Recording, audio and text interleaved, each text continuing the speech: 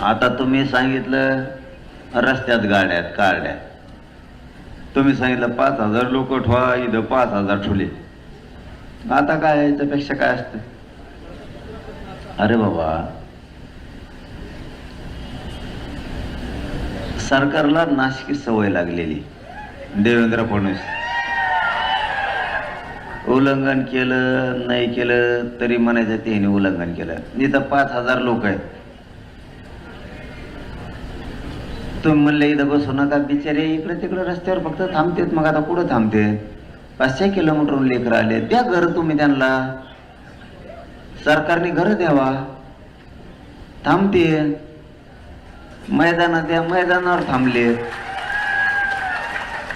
तुम्ही ज्या जागेवर सांगितलं त्या जागेवर 4-5 हजार लोक आहेत.